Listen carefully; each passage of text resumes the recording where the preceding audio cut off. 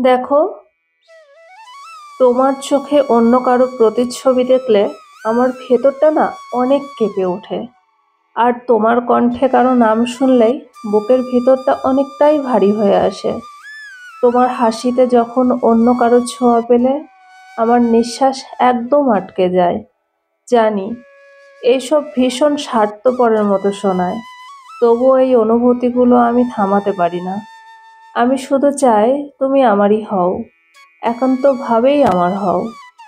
আর পৃথিবীর সব হিসাব নিকাশ আমি বুঝি না, কিন্তু তোমার পাশে অন্য কারো অস্তিত্ব মেনে নিতেও পারি না। তুমি যে আমার, এটা জেনেই আমার অনেক শান্তি হয়। যত অপরাধী মনে হোক না কেন, তবুও কষ্টটা থেকে যায়। জানি সেটা ঠিক নয়, তবুও ভালোবাসার মধ্যে বুঝি এমনই কিছু থাকে। এই ছোট ছোট স্বপ্নগুলো তোমার সাথে কাটানো, প্রত্যেকটা মুহূর্ত তোমার সাথে আমার চলা, একটু একটু করে স্বপ্নের মালা গেঁথে যখন সংসারটাকে ধরে রাখা, তখন অনেক জার্নি থাকে ভেতরে। আর নিজেকে আমি বুঝতে পারি না কিভাবে সান্ত্বনা দিব, আর কিভাবে নিজেকে আমি সামনের দিকে এগিয়ে নিয়ে যেতে পারবো। তবে বলো বন্ধুরা, আমাকে তো শক্ত হতেই হবে। এটা আজকে টোটালটাই অন্যরকম একটা ভিডিও করলাম। প্রত্যেকদিন তো ব্লগ ভিডিও দেই, চা বাগানের ভিডিওটা পরের দিন আমি আপলোড দিব। আজকে কিছুটা মুহূর্ত আমি নিজের সাথে প্রকৃতির সাথে স্পেন্ড করেছি, সেটাই আমি তোমাদের সাথে শেয়ার করছি। দেখো, মন খুলে শুধু আমি আর আমার প্রকৃতি, মাঝখানে আর কেউ ছিল না। দুজন যেন ভালোবাসায় মেতে উঠেছিলাম। আমাদের অপূর্ব এই সময়টুকুটাকে আমি মনের খাতায় বন্দি করে রাখলাম। এই খুশি যেন মুখের দু চোখে অন্তর থেকে ঝরে পড়ছে। এ ছোঁয়া যেন অন্যরকম, ঠিক যেরকম বসন্তের ছোঁয়া, সেই ছোঁয়া আমার অন্তরেও লেগেছে। তোমরা দেখতেই পাচ্ছ কতটা ভালো লেগেছে। ভীষণ ভালো একটা ভিউ। কখনো কখনো এখানে যখন মন খারাপ হয়ে যায়, এই চা বাগানে এসে আমি অনেকটা টাইম স্পেন্ড করি। ভালো লাগে না যখন কারোর সাথে কথা বলতে, একা থাকতে ভীষণ মন চায়। তখন আমি ঠিক চলে আসি এই নিরালায় একটা নিঃশান্ত পরিবেশে। আর সেই অপূর্ব সুন্দর পরিবেশের সেই শান্ত বাতাস আমাকে বুঝিয়ে দেয়, তোর জীবনে অনেক লড়াই, সামনের দিকেতে চোখে আরও এগোতে হবে। তোকে পিছন ফিরেলে তাকালে চলবে না। অতীত তো সবার জীবনেই থাকে, কিন্তু বাঁচাটা একদমই উচিত না। তুই বর্তমানকে নিয়ে বাঁচ। ভগবানকে অনেক ধন্যবাদ জানা যে তুই আজকের দিনটা সুস্থভাবে পেয়েছিস। সত্যি, আমি আমার কৃষকে, আমার রাধা মাধবকে সত্যিই আমি অনেক কৃতজ্ঞ জানাই যে আজকের দিনটা তুমি আমায় খুব সুস্থভাবে কাটানোর জন্য সুযোগ দিয়েছ। তাই আজকের দিনে আমি আর কোনো রকম প্রত্যাশা না করে শুধু নিজের সাথে নিজের টুকুটা খুঁজে পেতে চাই। এই মুহূর্তটা তোমাদের সাথে শেয়ার করে আমার এতটা ভালো লাগছে। আমি যখন এটা শ্যুট করছিলাম, আমি পরে আপলোড দেওয়ার থেকেও যে খুশিটা আমি ওখানে রেখে দিয়েছি, তোমাকে কি বলবো। একটা সমতল জমিতে এত সুন্দরভাবে চা বাগান করেছে, আর সেই চা বাগানের মধ্যে এত সুন্দর ঝর্ণা লাগিয়েছে, মনে হচ্ছে সেখানেই আমি স্নান করি। তবে অপরিচিত থাকাটাই বোধহয় ভালো। পরিচয়ের সাথে ঘনিষ্ঠতাও বাড়ে, তৈরি হয় অনেক সম্পর্ক, আর সেই সম্পর্ক হয় অনেক গভীর। সম্পর্কের মাঝে জন্ম নেয় অধিকার বোধ, আর সেই অধিকার থেকে শুরু হয় আপন ভেবে অভিযোগ করার যাত্রা। আর সেই যাত্রার শেষে পরিণত হয় সম্পর্কের অবসান বা চরম ভুল বোঝাবুঝির মুখোমুখি হয়ে এক পর্যায়ে এসে কেউ আর থামাতে পারে না, রেখে ঢেকে কথা বলতে পারে না। তাই তো তৈরি হয় তিক্ততা, আর যে তিক্ততা নিয়ে সরে আসা ছাড়া আর উপায়ও থাকে না।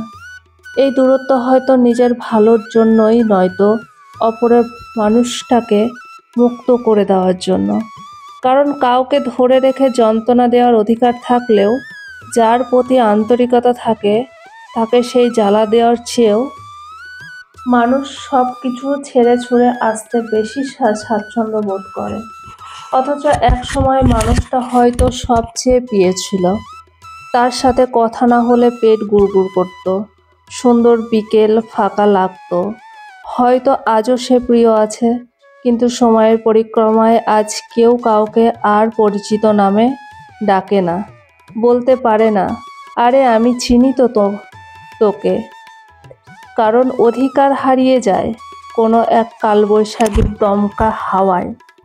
পরিচিত হলেই ভয় থাকে অপরিচিত হওয়ার, কাছে আসলেই দূরত্বের দুর্যোগ মাথার উপর ঘুরে থাকে, আন্তরিকতার উপর পিঠে লেগে থাকে তিক্ততা। তাই তো ভয়, এত সংশয়, একটু কাছে আসা নিয়ে, একটু আন্তরিকতা প্রকাশ করা ঘিরে। সামান্য পরিচিত হতে গেলেও কখনো না ভেঙে যায় দেয়াল, কখনো না ভেঙে যায় নিজেকে ভাঙতে হয় তাকে। এচড়ে অপরিচিত হয়ে বেঁচে থাকা অনেক সুন্দর। ভালোবাসা, আন্তরিকতা, প্রিয়তমার ঘনিষ্ঠতার নজির নাইবা তৈরি হলো, অন্তত বেঁচে গেল তো, তাতে ঘৃণা তো তৈরি হওয়ার কোনো সুযোগ আসলো না। তিক্ততা সৃষ্টি হওয়ার পরিস্থিতি, দূরত্বের মতো ভয়াবহ বিচ্ছেদ, থাকুক দুই একটা কথা, গায়ে লাগুক অপরিচিতির তকমা, না জুটুক কারো ভালোবাসা, তবুও অপরিচিত হয়েই বেঁচে থাকা সুখের। সবাইকে বিশ্বাস করো না, সবাই তোমার আপন নয়। যার কাছে নিজেকে সঁপে দেবে, তার কাছ থেকেই একদিন আঘাত পাবে। মানুষ সহজে পাওয়া জিনিসের কদর একদমই জানে না, বরং অবহেলায় ছুড়ে দেয় নির্দয়ের হাতে। তাই নিজেকে সব জায়গায় উজাড় করে দিও না, নিজের মূল্য ধরে রাখো, নিজেকে ভালোবাসতে শিখো। জানো তো, আবার বসন্ত আসবে, আমি ছন্দ বাঁধবো, আটকাবো আবার ওই একজোড়া কাজল কালো চোখের, আবারও সেই পথ হারাবে। ছেড়ে তো তোকে যেতেই হবে, আমি থাকবো একলা আমার দুঃখ বিলাসের শহরে। যারা জীবন নিয়ে আজীবন সংগ্রাম করে যায়, তারা নিজের ঘরের লোক দিয়েই সুখ পায় না কখনো। আর যারা নিজের ঘরের লোক দিয়েই সুখ পায় না, পৃথিবীতে তাদের আপন বলতে আর কেউ থাকে না। জীবন নিয়ে সংগ্রাম করে আসা মানুষ সবসময় মানুষের নিগ্রহের শিকার হয়, এমনকি নিজের ঘরেও। তারা মনের দিক থেকে চরম অসুখী হয়। মানুষের অবহেলা পেতে পেতে নিজের মধ্যে গড়ে ওঠার স্বপ্ন নষ্ট হয়ে যায়। ঘরে শান্তি না মিললে বাইরে আরো চরম অশান্তির দেখা মিলে। যারা নিজের জীবনবোধ থেকে শুধু দুঃখ কষ্টে জর্জরিত, মূলত তাদের কপালে সুখ কিংবা শান্তি লেখা থাকে না। এমন মানুষগুলোই মানুষের ভালোবাসার কাঙাল হয় বড়। চারিদিক থেকে শুধু দুঃখ পেয়ে একটা দিকেই সুখ খোঁজে আর শান্তি খোঁজে। মনের দিক থেকে চরম অসুখী হওয়ার যন্ত্রণা যে অনেক মারাত্মক। না মেলে ঘরের শান্তি, আর না মেলে বাইরে, নিজেকে বড্ড একা আবিষ্কার করে ফেলে। জীবনের সব দুঃখবোধ মানুষকে আরো বেশি অসহায় করে তোলে। দুঃখ থেকে মানুষ মুক্তির খোঁজে আকাশে উঠতে চায়।